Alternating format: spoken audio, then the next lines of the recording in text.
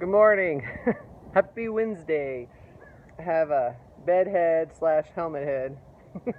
I just rode up to the top of Lookout Mountain, which is here in Colorado in Golden. And I was thinking about some cool analogies actually. What it's like to climb a mountain, as well as kind of how that relates to life. So these are the lessons that I came up with. I'm sure there's many more. So the first thing was headwind. In some directions when I was turning, there was quite a headwind, and not enough to, blow me over, but enough to make me notice and slow down. And in life, like if we're creating something new, right? Sometimes we're going in the direction where it just seems easy, it's flowing, we're clicking right along, and then some headwind pops up, and it kind of blows us backwards, knocks us down. It can be a challenge in any part of our life, quite frankly.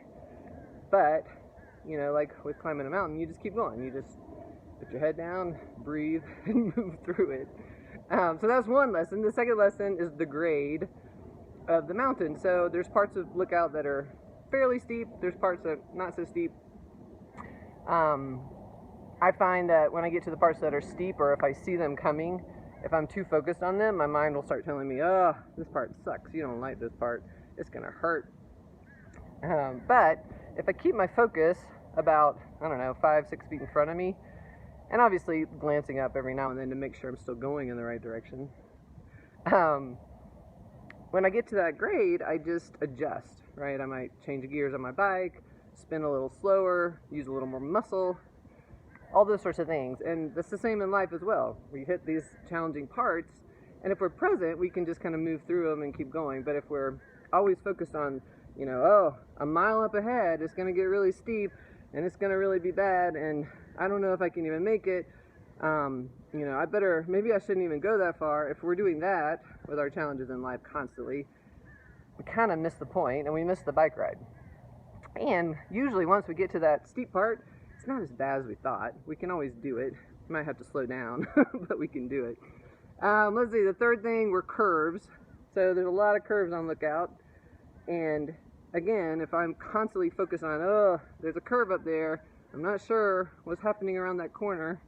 Or, there's a curve here in my life, I'm not sure what's going to happen around the corner, so maybe I'll just stop here so I don't have to risk getting hurt or, having something fail or whatever. Because you can't see around those curves, right? You can't see. But then when you go around the curve, usually, the views open up, different views on Lookout. There's views of the mountains one way, there's views of the city of Denver the other way, the plains. It's just beautiful. And if I didn't go around the curves, I wouldn't see any of that. So, curves are important. The fourth piece are tools. So, my bike is a tool. You gotta have the right gearing.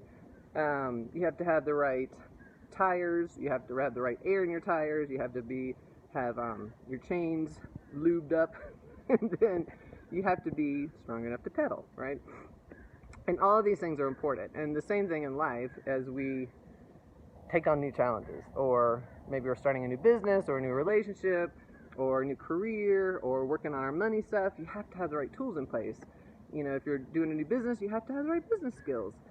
If you're just about in everything in life, you have to have, communication skills are important, confidence is important, commitment, super important. You're never going to make it anywhere if you don't stay committed to something. So those tools are all really, really important. And learning how to get stronger in them, just as on my bike, the first time I ever did Lookout, I wasn't all that strong. And it was really hard. It took me forever. And as I've done it more and more and more, I've gotten stronger and stronger. And of course, going to the gym and working out and yoga and all that good stuff.